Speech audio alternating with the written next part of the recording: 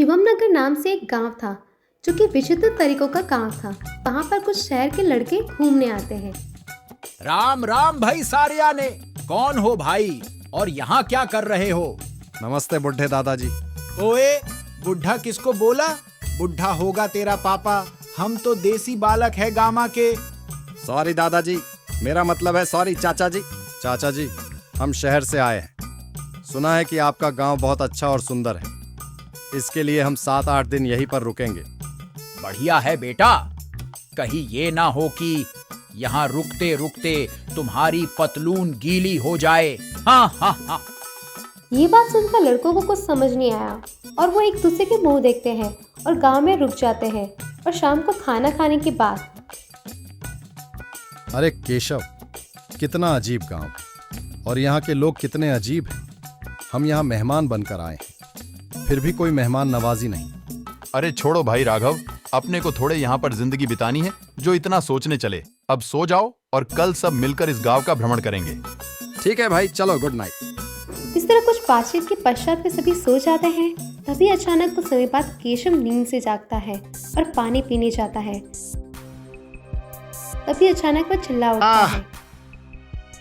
अरे भाई केशव, क्या हुआ? तुम इतना जोर से क्यों चिल्लाए? हम सबकी नींद खराब हो गई। कुछ नहीं, बस पानी पी रहा था, तब एक छिपकली आ गई तो मैं डर गया। हे भगवान, इस इंसान को लड़कियों वाले डर से छुटकारा दिलाओ। ऐसा कुछ नहीं है, बस कभी कभी डर जाता हूँ। इस तरह बातें करते करते सभी लोग सो जाते हैं और फिर सुबह। अरे ओ आलसी राघव, जल्दी उठो और तैयार हो जाओ, गांव को देखने जाना है ना। हाँ हाँ ठीक है। इस तरह से राघव, केशव और उनके साथ आए लोग जाते हैं और गांव देखते हैं। अरे राघव, यह गांव तो बहुत सुंदर है भाई। हाँ केशव। अरे राघव, वो देखो कितना सुंदर और पुराना दरवाजा है। चलो उसके पास जाते हैं और उसे खोलते हैं। जरूर कुछ न कुछ देखने को मिलेगा, या फिर हो सकता है खजाना भी हो उसके अंदर। जल्दी वहां से हटो। अबे कौन भौंक रहा है बे? तेरा चाचा। जबान संभाल के बात कर नालायक। सॉरी दादाजी, मेरा मतलब है सॉरी चाचा जी। अरे ओ, शहर के पढ़े लिखे अनपढ़, इधर आओ।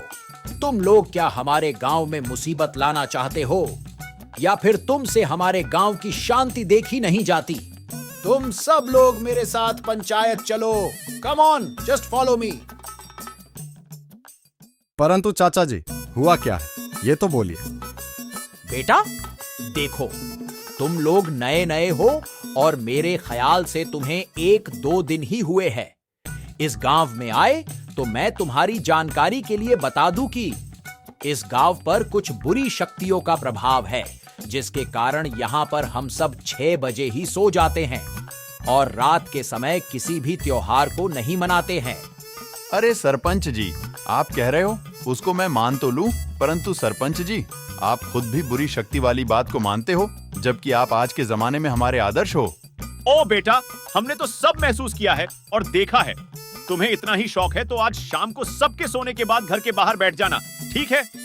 अगर अंदर ही पेशाब नहीं किए ना, तो मेरा नाम भी बेईमान सेठ नहीं। ठीक है चाचा जी, मैं और मेरे दोस्त सब रात को पहरा देंगे।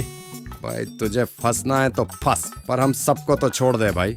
नहीं, हम साथ आए हैं तो साथ में ही जाएंगे, और भूत और बुरी शक्तियां नहीं होती है, ये साबित करके दिखाएंगे।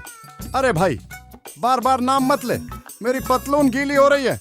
अरे तू चुप कर पनौती। अबे तू पनौती होगा, मैं नहीं हूँ। और अगर कुछ हुआ ना मुझे तो तुझे मैं देख लूंगा। देखोगे कैसे बचोगे तब ना। अरे ओ चाचा, आप डराओ मत मुझे, नहीं तो पेशाब अंदर ही निकल जाएगी। अब चल भाई यहाँ से।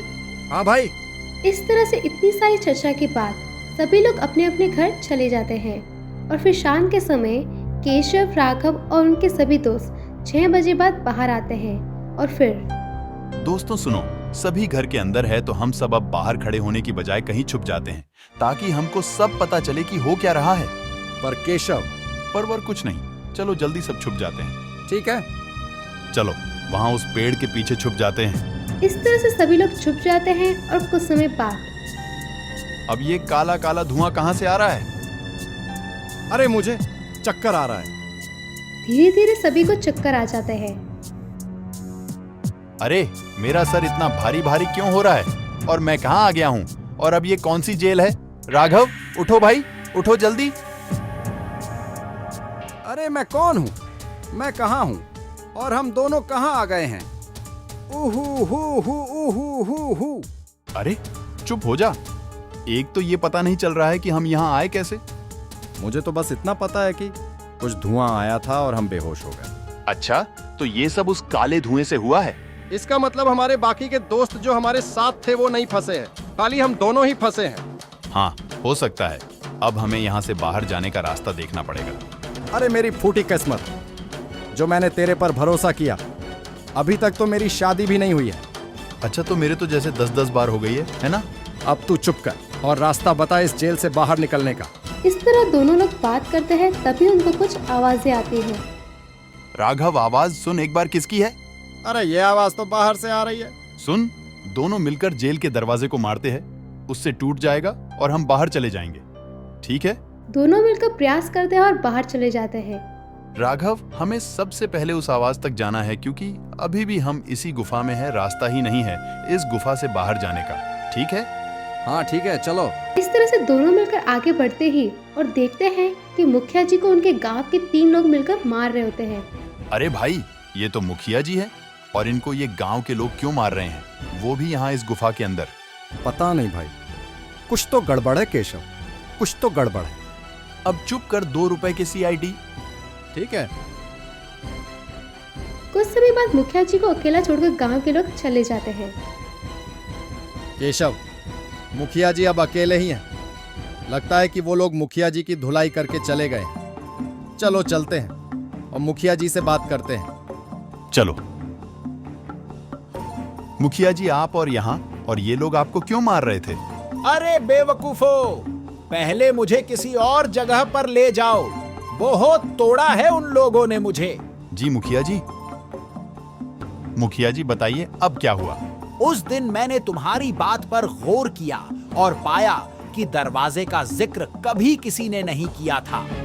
ये अफवाह तो हमारे समय से शुरू हुई है और मैं जैसे ही दरवाजे के पास आया तो ये खुल गया और अंदर आया तो पता चला कि गांव के कुछ लोगों इस गुफा के अंदर गैर कानूनी धंधे करते हैं और मैं ये सब देखकर बाहर जाने वाला था पता करने के लिए, तभी उन लोगों ने पकड़ लिया और मुझे बहुत तोड़ा। मेरी तो हालत ही बिगाड़ दी उन लोगों ने। अच्छा, तभी ये लोग दरवाजे के बाहर आते ही लोगों को डरा देते थे। और उन लोगों ने शुरू में ही भ्रम को बढ़ाने के लिए लोगों को बेहोश करना वगैरह किया था और सबको चुना लगाया था। कोई आ रहा है, चलो छुप जाते हैं जल्दी। अरे वो बुढ़ा मुखिया कहाँ है? जल्दी से ढूंढो उसे। जी झोलर सेठ, अभी उस बुढ़े को ढूंढ के लाता हूँ और वापस से तोड़ता हूँ उसको। यहाँ देखो, तुम हमें वहाँ ढूंढ रहे हो और हम तुम्हारा इंतजार यहाँ कर रहे हैं। अबे टपोरी, खड़े खड़े देख क्या रहा है? एक एक को पकड़ पकड़ के तोड़। अरे ओ लल्ला, रुको जरा, सब्र करो। अरे इंस्पेक्टर साहब, आप यहाँ कैसे? अरे तुम्हारे दोस्तों ने व्हाट्सएप लोकेशन भेजी थी, उसके वजह से ही हम सही समय पर यहाँ पहुँच पाए। चलो ठीक है, उन दोनों नालायकों ने पहली बार कुछ अच्छा काम तो किया। ए पांडे, चल अब कार्यक्रम शुरू करते हैं। हाँ सर जी। अरे नहीं लगा। अबे चुप कर नालायक, क्या नहीं लगा? लगा है मुझे बहुत जोर से। ए पांडे, जरा गांव के बांस की लकड़ी लेकर आना तो। हाँ सर जी। ये लीजिए सर, आपकी फेवरेट बांस की लकड़ी और मार मार कर तोड़ दीजिए इन दोनों की हड्डी पसली। चलो अब तुम्हें बांस की लकड़ी से तोड़ता हूँ, फिर बताना कि लगी कि नहीं। ठीक है? नहीं सर, मैं तो मजाक कर रही थी।